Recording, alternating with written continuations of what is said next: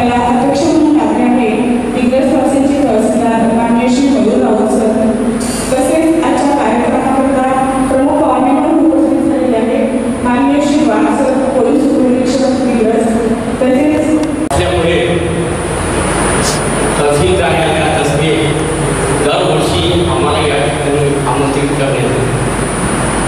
आज 66वा महाराष्ट्र दिवस आहे आणि तसेच कामगार दिवस सुद्धा। म्हणून जडणघडण करत असताना आपण ज्या राज्यामध्ये वावरतो या राज्याची काही जबाबदारी आपल्याकडे आल्यामुळे आपण या ठिकाणी जास्तीत जास्त लोकांनी आले पाहिजे असं मला वाटतं। आजच्या कार्यक्रमाचे अध्यक्ष आदरणीय तहसीलदार श्री मयूर साहेब, उपस्थित असलेले निरीक्षक श्री वाघ साहेब, तसेच पांडे साहेब, सोनभुजबळ साहेब, तुकोरे साहेब, पटाले ताई, कृषी अधिकारी आपल्या आदरणीय श्री राजू साहेब, या ठिकाणी उपस्थित असलेले सगळे अनेक विभागातील ज्येष्ठ लोक आणि जनता, या 66 वर्षामध्ये आपल्या महाराष्ट्राने केलेली योग्य प्रगती काय हे पाहायचं काम आहे। महाराष्ट्राचा आपल्याला अभिमान असणे आवश्यक आहे।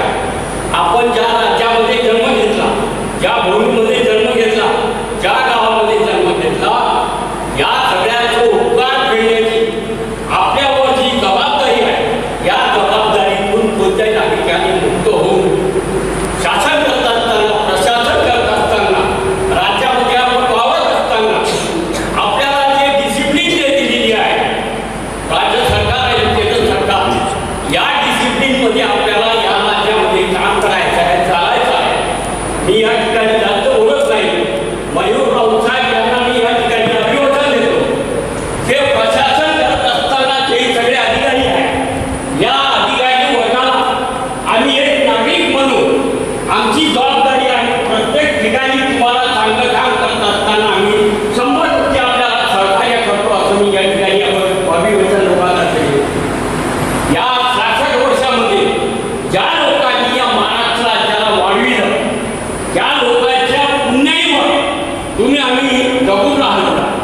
विशेषतः या आमच्यावर उपस्थित आजच्या कार्यक्रमाचे अध्यक्ष माननीय तहसीलदार साहेब, बाकी इतर मान्यवर, तसेच माझ्यासमोर असलेले प्रशासनातील अधिकारी, कर्मचारी, दिग्रस शहरातील प्रतिष्ठित नागरिक आणि माझ्या पत्रकार बंधू, आज 1 मे महाराष्ट्र दिन आणि कामगार दिन। आज 1 मे निमित्त आपण सर्वजण एक शपथ घेऊ की आपण सर्वजण सकारात्मक विचार करून महाराष्ट्राच्या जडणघडणीमध्ये विकासामध्ये आपण जास्तीत जास्त योगदान देऊ, जेणेकरून आपला महाराष्ट्र ज्यावेळेस सक्षम होईल, हेच योगदान आपल्या भारताच्या प्रगतीत आपल्याला आहे। कारण की आपला अंतिम उद्देश हा आपला देश आहे, आपला भारत आहे। ज्यावेळेस आपलं महाराष्ट्र सक्षम होईल, त्याच वेळेस पर्यायाने आपला देश सक्षम होईल। त्यामुळे सर्वांना एक शपथ घ्यायची आहे की आपण सकारात्मक विचार करून महाराष्ट्राच्या जडणघडणीत आपला सिंहाचा वाटा करू।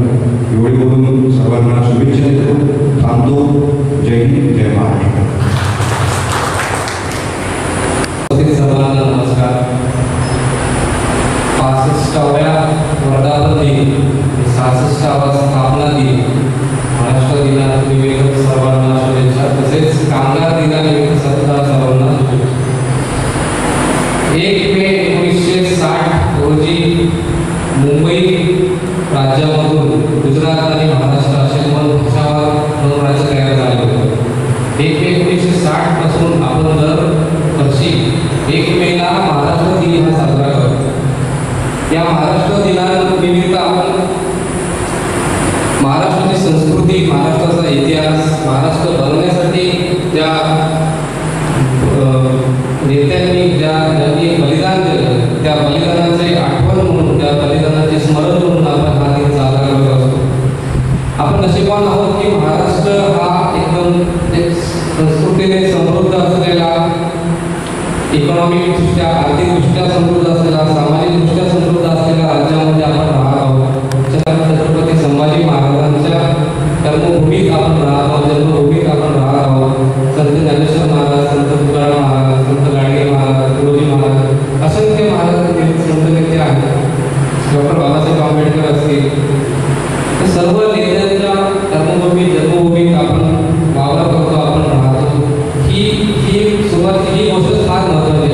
हे आपल्यासाठी अभिमानास्पद असले पाहिजे.